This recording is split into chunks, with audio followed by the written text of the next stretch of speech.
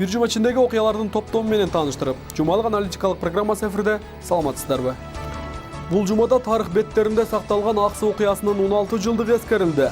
Ага өкмөт башчы Сапар Исаков катышты. Бул күн өлкөнүн эки революциясынын башаты катары да белгилүү. Бирок элдин чындыгы көтөрүлгөн талаптары ушул убакытка чейин толук аткарылбаганы окуянын катышуучуларын өкүндүрөт. Анда жер сатылбасын деген талап менен ошол кездеги депутат Азимбек Бекназаровдун камактан бошотулганы эле жеңиш болбосо, Кытайга өтүп кеткен каркыра кайтарылган эмес. Бирок элдин жеңишин Бекназаров уурдаганбы? Айтор өзү бийликке келгенде эмнегедир бул маселенин аягына чыга алган жок. Күнөөкөрлөр айдан ачык болгону менен жаза алгандары болбоду. Мындан улам элдин саясатчыларга болгон көз карашы өзгөрүп, мурдагыдай саясатчылар үчүн өздөрүн курман кылуу жагдайлары жоюлду. Ал арада эми коммерциялык кызмат көрсөткөн унаалар баары камсыздалышы керек болот. Эгер булга баш ийбеген айдоочулар болсо, жолдо токтотулуп, айып салынат. Бирок кырсыктап калган учурларда камсыздандырылган компания чыгымдарын төлөөгө жардам берет. Анткени менен күн санап түрдүү окуялар менен элдин эсинде калып жаткан мамлекеттик жана жеке компанияларга ишенимдер суз болууда. Толугураак бир жумалык хроникадан көрсөңүздөр болот.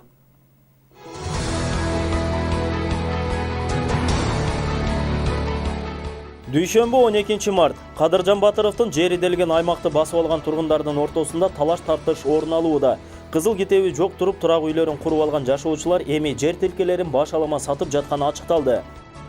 Кара Суу районунда совет мезгилинде курулган көп кабаттуу үйдүн ажатканасына 2 рет адам түшүп кеткен. Жашоочулар адам өмүрүнө кооптулук жараткан ажаткананы оңдоп түзөнү жергиликтүү бийликтен суранууда. Кыргызстандагы адам укугун коргоочу айрым уюмдар биригип, жарандарга акысыз юридикалык кеңеш беришет. Бул долбоор евро биримдик тарабынан каржыланып жатканы маалымдалды. Жалал Абад шаарында жазгы тазалык иштери жанданганы байкалбайт. Бул жагдайга шаар тургундары нааразы. Когар дарыясындагы суунун деңгээли көтөрүлө баштаган. Мындан кооптонгон жергиликтүүлөр өзгөчө кырдаалдар министрлигинин кызматкерлерин жыл сайын көз боемочулук кылып жаткандыкта сынга алууда. Шейшемби 13 март Бишкекте салынган жаңы жолдор кардын эриши менен кошо кайра бузулуп жатат. Бул сапатсыз жол курууга шаар эли кескен нааразычылыгын билдирип чыгышты. Автоунаалар милдеттүү түрдө камсыздандыруудан өткөрүлүшү керек. Мындай мыйзам 1 апрелден баштап күчүнө кирмекчи. Төлөйкөн айыл өкмөтүнүн адиси жер тилкелери мыйзамсыз сатууда. Мындай билдирүүнү Төлөйкөн айылынын жашоочулары айтып чыгышты. Элдин жайыт жери соодаланып кетүүдө. Жалал Абад шаарындагы унаа токтоочу жайлары жемкорлукка баткан. Мэрия кызматкерлери реалдуу чогулган акчанын негизги бөлүгүн уурдашат. Мунун айынан шаар казынасына жыл сайын миллиондогон сом түшпөй келүүдө. Шаршемби 14 март Кыргызстанда бир жыл ичинде жүрөк дарты менен 18-20 миңдей адам каза болот. Бул көрсөткүч жыл сайын өсүп бара жаткандыгын адистер билдиришет. Абакта олтуруу алдамчылык кылгандыкта айыпталып жаткан Абдувапов сот отурумуна 7 канал катышуусун суранды. Бирок адвокаттардын өтүнүчү менен сот отуруму 16 мартка жылдырылды.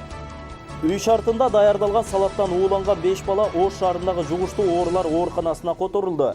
Анда 3 баланын абалы оор делинип жандандыруу бөлүмүндө. Сузакта бир үй бүлөнүн 4 мүчөсү ууланып, 2 адам каза тапты. Алдын ала маалыматтарга караганда жашоочулар мештеги көмүргө ууланган. Бейшемби 15 март айдоочулар унааларын арзан баада мамлекеттик каттоодон өткөрөт. Жеңилдик 2 апрелден тарта күчүнө кирип, 3 айга созулат. Бишкектин Ала Тоо конушундагы номер 82 мектеп авариялык абалга кептелди. Имараттын септиги толуп, жер төлөсү сууга толуп калган. Ата-энелер балдарын мектепке жөнөтүүдөн кооптонушууда. Мугалимден токмоктолгон окуучу ден соолугуна байланыштуу сабакка катыша албай ооруканада жатат. Анын дары-дармегин сабаган мугалим каржылоосун талап кылгандар Баткен районундагы Тургунбай Садыков орто мектебине чогулду. Араван эли бала бакчанын жери сатылып кетүүсүнөн кооптонуп башташты. Союз учурунда курулган бала бакчага көз арткандар көбөйгөн.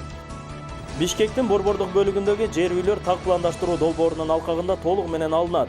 Анын ордуна жаңы типтеги көп кабаттуу үйлөр салынышы мүмкүн. Жума 16 март быйыл Аксы окуясына 16 жыл толду. Бирок андан бери Кыргызстанда кандай өзгөрүүлөр орун алды? Адилеттүүлүк үчүн жан берген 6 кишинин өмүрүн курмандыкка чалгандар жазага тартылды беле?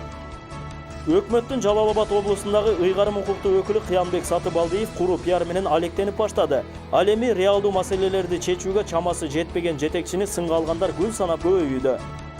Абактагы алдамчылыкта Абдувапов жалгыз болгон эмес. Ага милиция кызматкерлери түздөн-түз кол кабыш кылышканы айтылды. Айрым кызматкерлердин аттары аталды.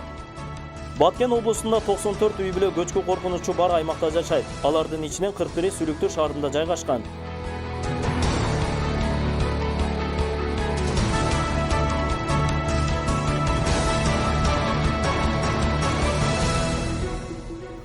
Аксы окуясына 16 жыл толду. Бүгүн мурдагы президент Аскар Акаевдин бийлигине нааразычылык билдирип чыгып, 6 адамдын өмүрүн алган Аксы окуясына туура 16 жыл толду. Бул күнгө карата Аксы районунда жана Бишкек шаарында эскерүү иш-чаралары өттү. Аксы районундагы иш-чарага премьер-министр Сапар Исаков, президенттин аппарат жетекчиси Мухаммедкалый Абылгазыев баштаган бийлик өкүлдөрү, жергиликтүү тургундар катышты. Аксы окуясынын жабырлануучулары кайрылууларына өкмөттөн жооп болбой жатканына нааразы болушту. Ал эми Бишкектеги Ала-тоо кинотеатрынын жанында жарандык коом өкүлдөрү Аксы окуясынын курмандыктарын эскерүү үчүн чогулушкан. 2002 жылдын 17 мартында Аксыда бийликке каршы чыккан элге ок атылып, 6 адам каза тапкан. Анда ошол кезде камакка алынган депутат Азимбек Бекназаровду бошотуу жана үзөңгү кушту Кытайга бербөө талаптары коюлган болчу. Бул окуялардын арты эки бийликти эңип түштү. Анткени революциянын башаты дал ошол Аксыдагы Босбек айылынан башталган. Бирок бул окуяга 16 жыл өтсө да жарытаарлык жыйынтык чыккан эмес. Окуянын негизги каарманына айланган саясатчы Бекназаров болсо, ушул окуядан кийин аброю жогорулап, 2005 жылдан кийинки бийликтин туу чокусуна чейин барган. Анда башкы прокурор кызматына дайындалып, өлкөнүн күч тармагын көзөмөлдөп калган. Бирок чечүүчү жерде олтурганы менен Бекназаров бийликтин апаатынан сактап калган Аксы окуясына оңтойлуу жыйынтык чыгарып бере алган эмес. Ал учурда бул окуяга Бакиевдин да тиешеси бар болушу мүмкүн делип, жабылуу аяктын шылтоосу бийликке айтылып турган. 2010 жылы кийинки бийлик да кубаланды. Бул учурда окуянын айтылгыс каарманы делген Бекназаров убактылуу өкмөттү тизгиндеп турду. Бекназаровдун аралашуусу менен бир катар бийлик өкүлдөрү кызматка дайындалып калган. Облус шаар жетекчилеринде дал ушул адамдын айтуусу менен чечилип тургандыгы чындык. Эки ирет жогорку бийликке барганы менен Бекназаров бул окуяны эсинен чыгаргандыгы белгилүү болууда.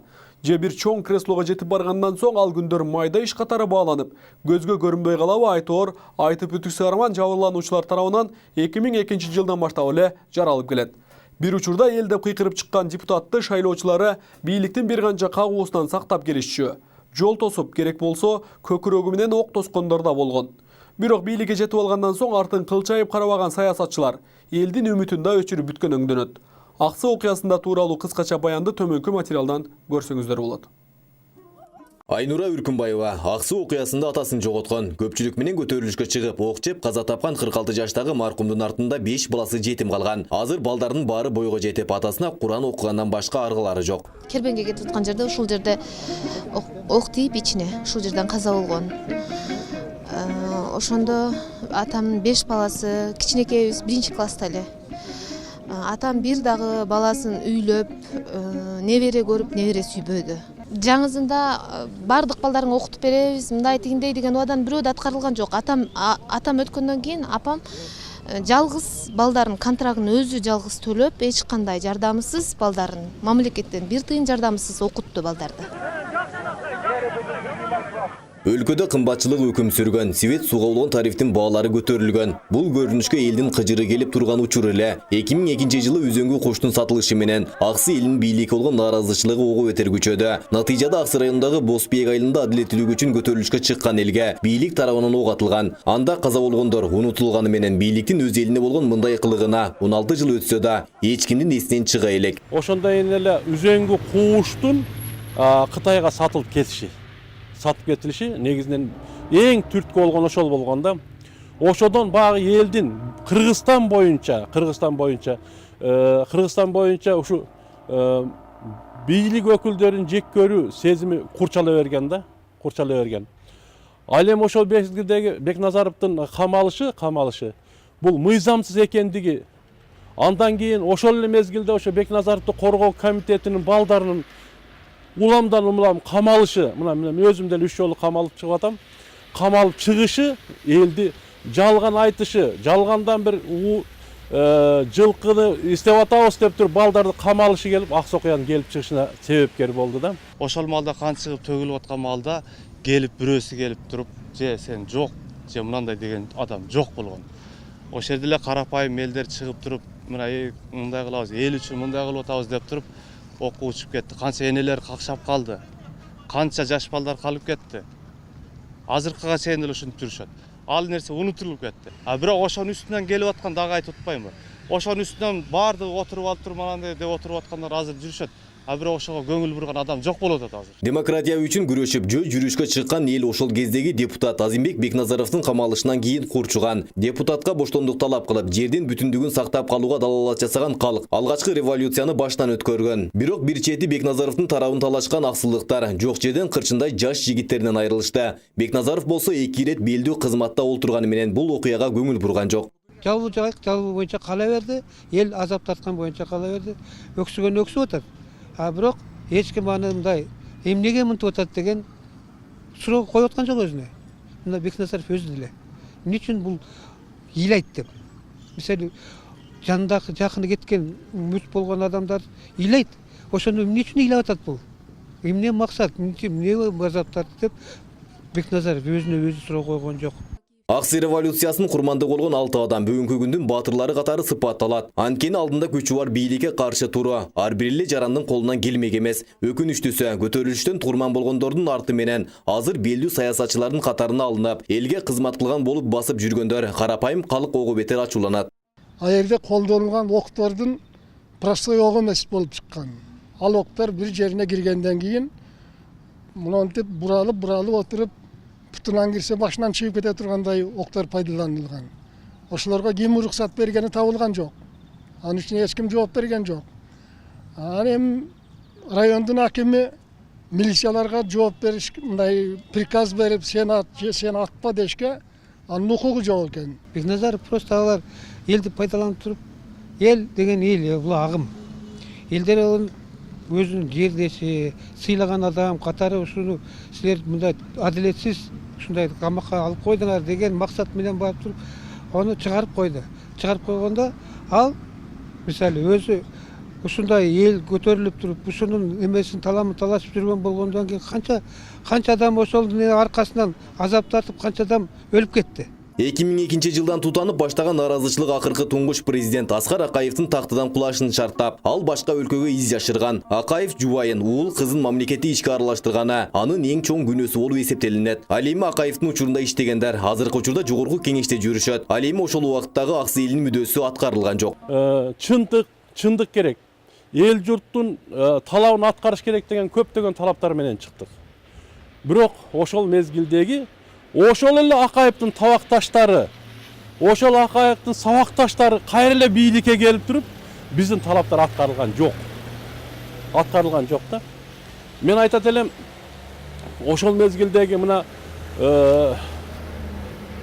бир бала мен милиция атты, ушуну атты деген атына чейин аткандар эртеси күнү ойноп жүрүштү да. Аксы окуясы Кыргызстандагы демократиянын башаты деп бекеринен айтылган эмес. Өлкө эгемендүүлүккө ээ болгон соң, алгачкы жолу жүз берген аксы аламаты көптөрдүн жүрөгүндө өчпөс так болуп сакталып калды. Президент Сооронбай Жээнбеков Бишкектеги аксы жана апрель окуяларынын курмандыктарына арналып тургузулган эстеликке гүл чамбар коюп, Куран окуду. Аксы окуясынын курмандыктары окуя болгон Аксынын Босбиек айылында да эскерилүүдө. Бул иш-чарага премьер-министр Сапар Исаков баштаган бийлик өкүлдөрү жана жергиликтүү эл менен эскерилди.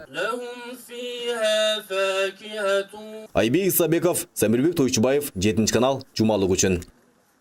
Бейтаныш бирөө телефон чалып, жакын адамыңыз кырсыкка кабылганын, же Урусиядан белек жөнөткөнүн, такыр болбоду дегенде лотереядан машина утуп алдыңыз деген сыяктуу сөздөр менен алдаган учурлар көп катталды. Бир телефон чалуу аркылуу эле бал тилге салып, ишенчек адамдарды 100 000 сомго чейин алдап кеткен фактылар бар. Мындай ишке баргандардын көбү түрмөдө олтургандыгы айтылып келет. Бир гана карапайым жашоочулар эмес, аттуу баштуу адамдар. Керек болсо өлкөдөгү министрлер да камактагылардын капканына түшүп калып, каражатын айрылган окуялар көп эле кездешет. Бир учурда бир буюм утуп алдыңыз деген кубаныч кабар аркылуу акчасын алдап алгандар азыр методун өзгөрткөн. Мындай түшүнүк жалган экени жалпыга маалым болуп кеткенден кийин эми коркунучтуу кабар аркылуу акчаны тоногондор пайда болгон. Түрмөдө олтуруп алып актёрдук чеберчиликти мыкты өздөштүргөндөр тез арада 100 000 сомдой акчага ээ болуунун амалын түрүн ойлоп табышат. Көпчүлүгү каттуу кырсыкка уулуңуз кабылды деп коркутса, кайбиринде күйөө балаңыз бирөөнү өлтүрүп алды. Ага бат чоң суммадагы акча берсеңер, абактан кутулат деген токолма сөздөрү аркылуу капканга кабылтышат. Бирок кимде кандай маалымат бар экендигин түрмөдө эркиндиги чектелген жарандар кайдан таап билери кызыктуу болууда. Алгач аты жөндөрүн такталып, кимде канча акча болуу керектиги тууралууда аларда учкай маалыматтар болоору белгилүү. Мыйзамга ылайык түрмөгө кесилген адамдар телефон колдонуусу таптакыр мүмкүн эмес. Ушул тапта Сузак райондук сотунда 2,5 миллион сомдон ашык акчаны дал ушундай телефон алдамчылыгы аркылуу алдаган деген шек менен Ноокат районунун 37 жаштагы тургунунун соттук териштирүүсү жүрүүдө. Ал жаран алгач 9 жылга соттолгон. Кийин түрмөдөгү телефон алдамчылыгы аныкталып, Ош шаардык соту бул жазага дагы 25 жыл кошуп берген. Эми Жалал Абад областындагы жарандарды Жалал Абадтын убактылуу камагында олтуруп алдаган иши боюнча териштирүүлөр улантылууда. Айыпталып жаткан жаран биздин каналды өзү чакыртып, сотто шериктеринин атын ачыктап берди. Анда банк кызматкерлеринен тарта милициялар чогуу бул алдамчылыкка ишке ашырып тургандыгын билдирүүдө. Сот залында айтылгандарга эми прокуратура жана ИИМ өкүлдөрү реакция жасап, окуянын чын төгүнүн ачыкка чыгарышы керек болот. Ой жүгүртүүлөргө ылайык, мындай тактикалык алдоолорго түрмөдө олтурган жалгыз адамдын колуна келе бербөөсү да мүмкүн. Телефон алдамчылык боюнча өтүп жаткан соттук олтурумга кабарчыбыз катышып келди.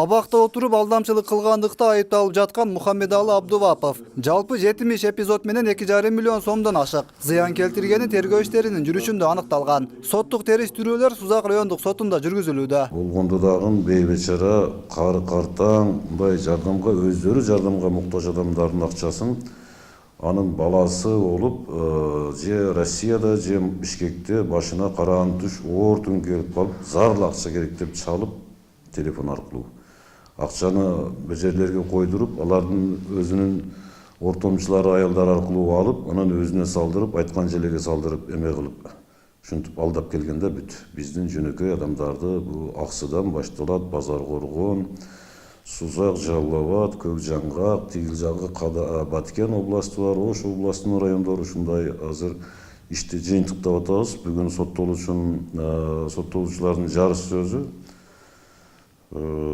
сөзүн бүтсөк, жакын күндөрү акыркы сөзүн угуп, эртеңдерден буюрса бүгүн бүтүп калса, эртеңдерден акыркы сөзүн угуп, өкүмдү жарыя кылабыз, кылуунун үстүндө турабыз. Булар айтышат, бул мен жолдошум болуп сүйлөшөт, жолдошум болгондо айтышат, мен Казакстандан бирөөнү уруп койдум, өлүп калды, ошого мага кече которгон акчаны и плюс 280 000 бериңиз деп сурашат булар. Анан мен апам менде андай акча жок, андай суммада акча жок, кандай кыламын десе, кече которгон акчаңыздын баардыгын мага салыңыз, ошол Жалбаттын автозалындагы туалеттин аркасына коюңуз дейт. Апам эртең менен банктан акчаны алат саат 8 эле. Алып келип Жалбаттагы туалеттин аркасында вокзалга 90 000 акчаны коюп кетет. Пакетке ороп бүт коюп кетет. Ошол жакшы болот эле, эгер нерседен убакыт берсең. Бүгүнкү күндө адамдын кандай сезип атат, бул жерде канчалык кылмыш кылган, канчалык деңгээлде кылмыш кылган чакта деле мен деле баары адамдын өзүнүн укугун коргой албайт. Бул жерде бир эле менин да катышканым жок да бул жерде. 13 марттагы соттук отурумга айыпталуучунун адвокаттары кечигип келгени үчүн кечирээк башталды. Жаңы жактоочуларды алганын айткан Абдуваповдун сөзүнөн соң эми 25 томдон ашык иш менен таанышып чыгуу үчүн адвокаттар тарабынан убакыт суралды. Өтүнүч канааттандырылды. Жактоочулар сиздерге 16 эмес 15 нөлдөр. 16 нөлдөр. 15 нөлдөр. Элемтенеге баспа. Айыпталуучу абакта отуруп ири суммадагы алдамчылыктарга барууда. Жалгыз болбогонун айтат. 7 канал аркылуу ачык сөзүн айтып берүүнү судьядан суранганын кошумчалайт. Бирок сот отуруму 16 мартка жылдырылгандыгына байланыштуу. Ал маекте кийинкиге калтырылды. Мен бүгүн айттым да, азыр токтоп турсам, жабылып айтылган токтоп турсам, мен бүгүнкү күндө сиз 2 күн 3 күн шашпаңызчы. Мен ошо акчаны алган кызмат кызматкерлер, ыкчам кызматкерлер бүгүнкү күндө мына акчаны берсеңер, мен шашпайм. Ошону айтып мен. Бүгүнкү күндө ыкчам кызматкерлерге төлөп берген, толук төлөп бергенсизби, туурабы? Толук төлөп берген. 2-3 күн шашпасаңыз, сиздин акчаңызды толук кайтарып бермейсиз.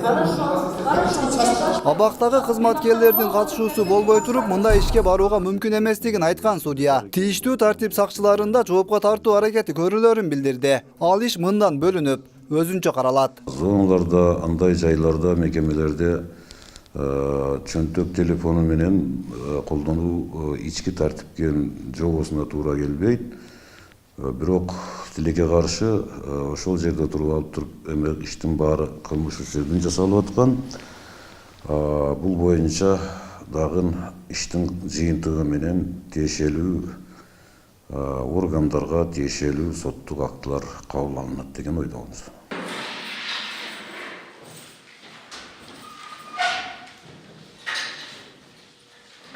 Айыпталуучу Абдувапов 16 март күнү көпчүлүктү таң калтырган маалымат билдирди. Сот отурумунда тараптардын пикирлери угулган соң, жактоочулардын өтүнүчү менен кылмышка шектүү Абдуваповго сөз берилди. Эмнеге үчүн ал башка жабырлануучуларды кайтпай жатат да, бул жабырлануучуларды кайтып жатат да. Бул жабырлануучулар кайтарып берип жаткан себеби ал жерде акыйкат тергөөчү иштеген жана акыйкат күч органдары иштеген, ошондуктан кайтарып берилген. Алар үстүнөн иш козгой дегенде алар өздөрү кайтарып берген бул жакшы.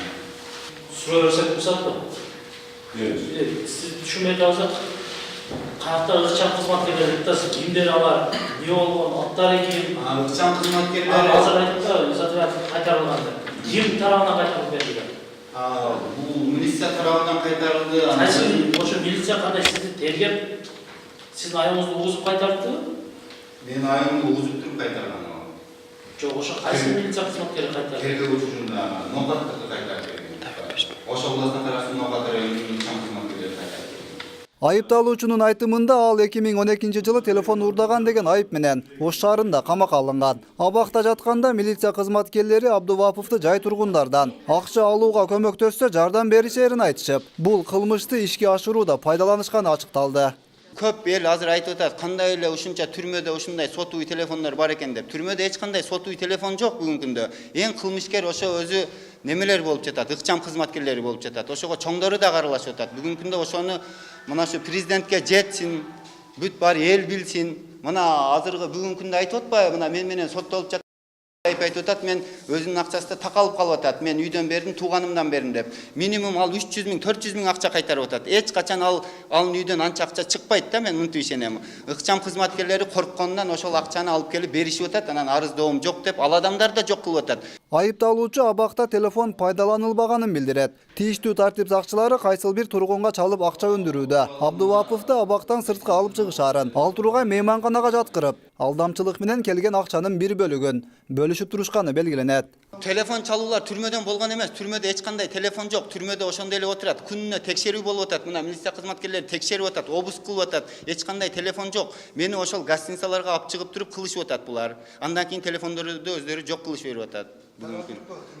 Кайра мени түрмөгө алып кирип коюшуп атат. Ушул иштерди кылып, менин колума 10 миң акча, 5 миң акча берип туруп мени киргизип жатышкан да. Кайсыл жашоочуга чет өлкөдөн акча которулганы тууралуу маалыматты банктардагы көзөмөлдөөчү тартип сакчылары берип турганы айтылат. Бул кылмыш схемасында дал ушул кызматкерлердин айрымдарынын да орду бар. Банктын кызматкерлери мага мындай кагаздарда кагаз алып келип турган. Ким канча акча которду, кимдин канча акчасы бар, телефон номериге чейин түшөт экен да ал жерде. Мен билген эмесмин ушу күнгө чейин. Телефон номерлери жазылып турат экен ал жерде банктачы. Мен бүгүнкү күнгө чейин билген эмесмин. Мен, например, 16 жашымда камалган, мен банктан бир дагы акча которгон да эмесмин, алган да эмесмин менчи. Ал маалыматты ким берет милиция? Ал маалыматты банкта иштеген охраналар алып келет. Сен долаңды биз анан жөнөтүп коебуз, чай чакаңды дейт. Болду, рахмат деп көрүшүп туруп кетишет менин көзүмчө ушул жерде. Ал эми Абдувапов болсо болгону телефон аркылуу ыйлап, башына оор күн түшкөн жарандын ролун аткарып бериши керек болуп турган. Мындай ишке барган тартип сакчыларынын аты жөндөрү тууралуу болсо, айыпталуучу төмөнкүлөрдү атады. Аты жөндөрүн мен эсептелүү билен бириси УУДда иштейт, Матип Бакыт, бою кичинекей, Жалал Абадта УУДда иштейт. Экинчиси Келдибек деген, ал немеде иштейт, ЭВСте иштейт. Бул жерде жан Нуралиев Тынчтык деген Оштон болот, Акбура деген жерде старший тергөөчү болуп иштейт. Ушулар мен иштеп турган бүгүнкү күндө. Калгандарын мен өзүм көзүм менен көрсөтүп бере алам мен бүгүнкү күндө. Мен жалпы суммасын бүгүнкү күндө билбейм, мен анча акча алган эмесмин. Мен жалпы суммасы мага көп сумманы айтат. Андай акча мен түшүмө да кирген эмес. Мен колума тийген акчаны бүгүнкү күндө ата-энем кайтарып берем балам деп атат. Кредит алып болсо да кайтарып берем деп атат. Бүгүнкү күндө апам мен коркунучтуу акыбалда отурат. 25 жылга мен эмнеге өкмөт ушуну бөлүп берсин. Аты аталган тартип сакчыларында кийинки соттук отурумдарга чакыруу зарылдыгы белгиленди. Андыктан алдыңкы күндөрү ал кызматкерлердин да пикирлери коомчулукка жарыяланмакчы. ошол менен автоунаа жоготтум кайрачы. Мыйзамга ылайык Абдуваповго Ош шаардык сотунан 25 жыл жаза мөөнөтү берилгендигине байланыштуу азыркы коюлуп жаткан күнөөлөрү далилденчү болсо, дагы 5 жылга чейин мөөнөт кошулушу мүмкүн. Ал эми өлкөдө алдамчылык боюнча мындай ири көлөмдөгү иштер дээрлик катталган эместиги маалымдалат. Жалал-Абад облустук милициясынын маалыматында 2017 жылдын жыйынтыгы менен 120дан ашуун алдамчылык фактысы катталган. Анын кесепетинен жарандар 29 миллион сомго жакын зыян тартышкан. Калыбына келтирилген сумма 20 миллион сомдон ашкан. Өткүрбек Рахманов, Замирбек Тойчубаев, 7-канал, жумалык үчүн. Кыргызстан боюнча өткөн жылы түрмөдө олтургандардын 3,5 миңден ашуун уюлдук телефондор тартылып алынган. Текшерүү иштери үзгүлтүксүз жасалып, күнүнө орто эсеп менен 10дон ашуун телефондор табылып турган. Бирок азырынча мындай ишке байланышы бар кызматкерлерди аныктоого алгылыктуу натыйжасын берелек. Белгилей кетсек, 2014 жылы дал ушундай алдамчылык иштерге бөгөт коюуну башкы максат кылып, сим-картаны атайын келишим менен гана сатуу токтому чыккан. Бирок уюлдук компаниялардын өтүнүчү менен бул мөөнөт бир нече жолу узартылган. Акыркы мөөнөт 2016 жылдын 1 февралына белгиленип, каттоодон өтпөгөн номерлар өчүрүлмөй болгон. Бирок бул боюнча эксперименттер жүргүзүлгөндө паспорту жок эле бир канча сим-картаны сатып алууга мүмкүн экендиги белгилүү болгон.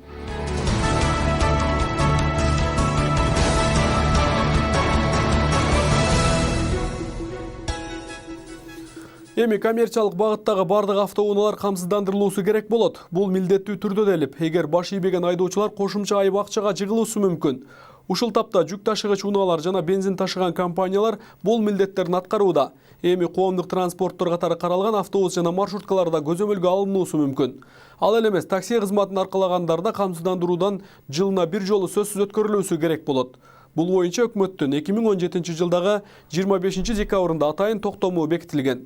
Ал эми өз кызыкчылыгы үчүн гана айдаган унаа ээлери азырынча ыктыярдуу түрдө гана камсыздандырса болот. Эгер унаа ээлери кырсыктап калса, анда чыгымдарын төлөөгө бул компания жардамга келет.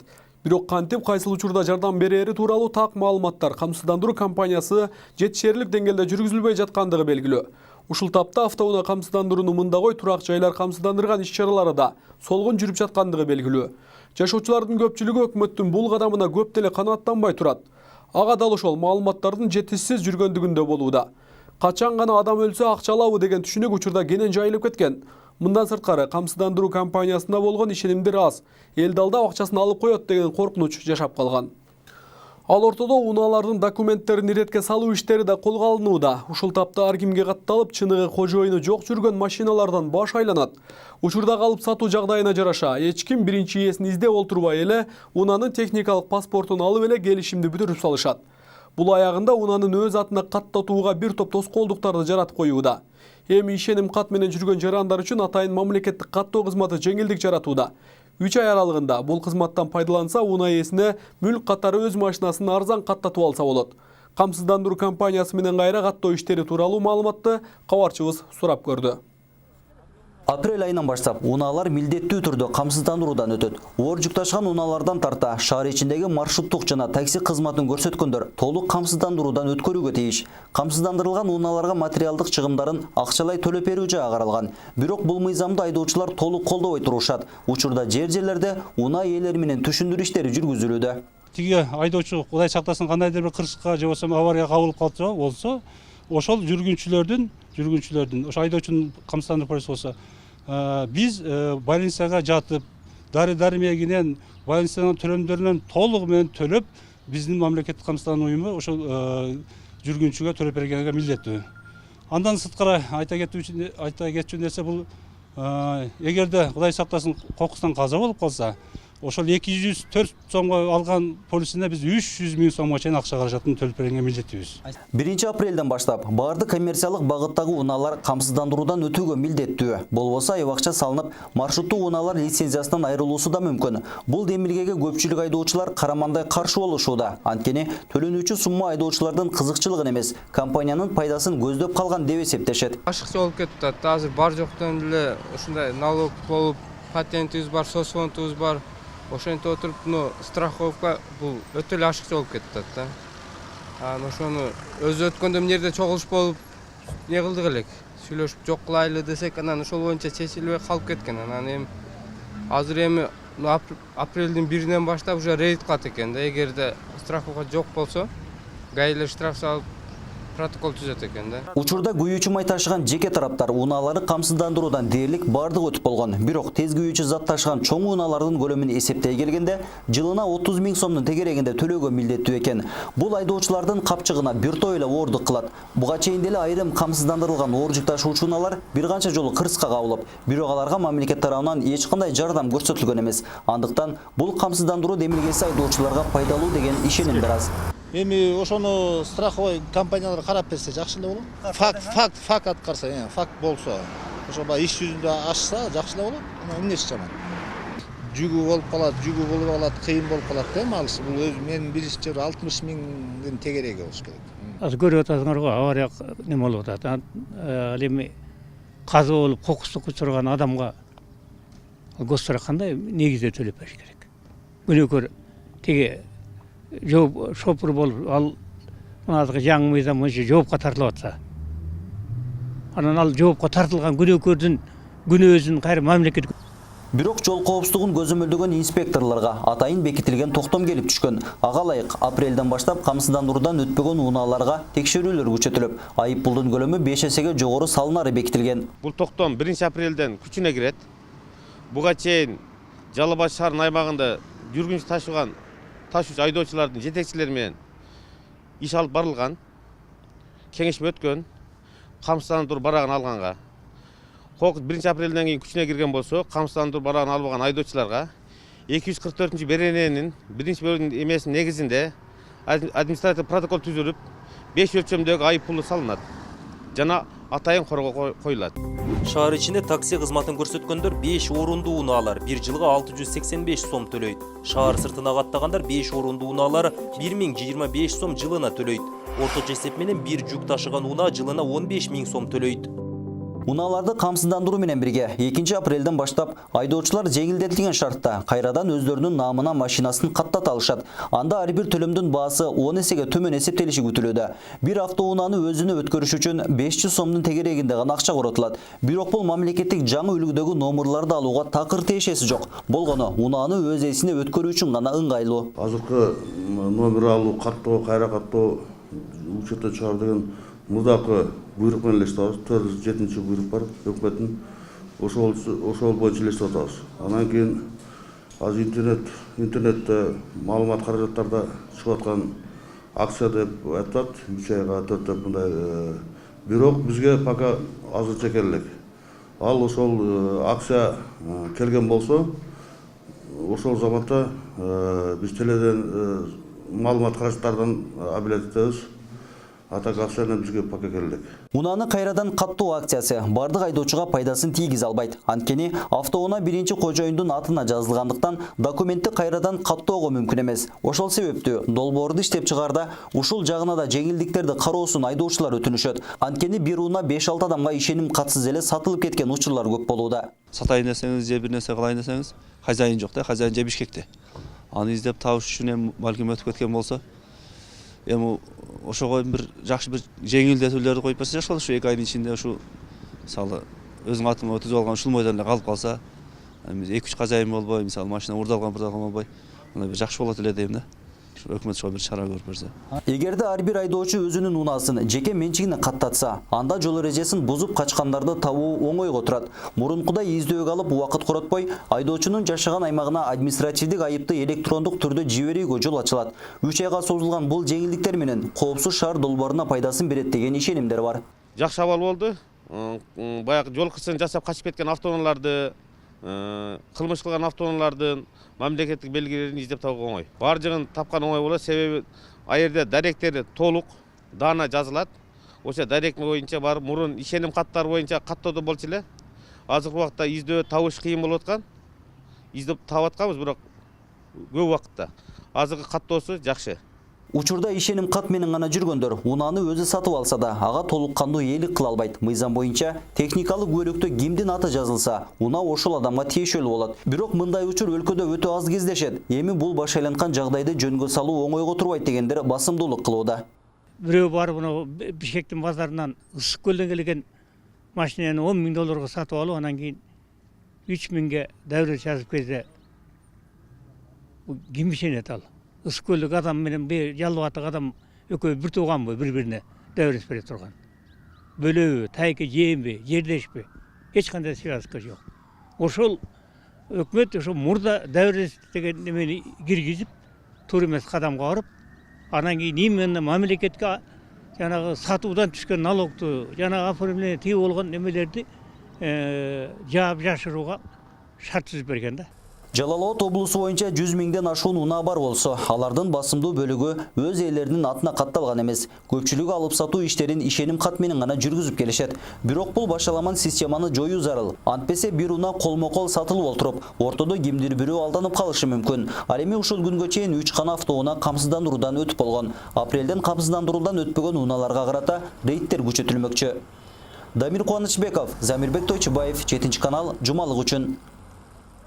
Сиздер бир жума ичинде болуп өткөн окуялардын орчундууларына ортоктош болдуңуздар. Ушул жана башка маалыматтардын топтомун биздин каналдан күзөтүп барыңыздар.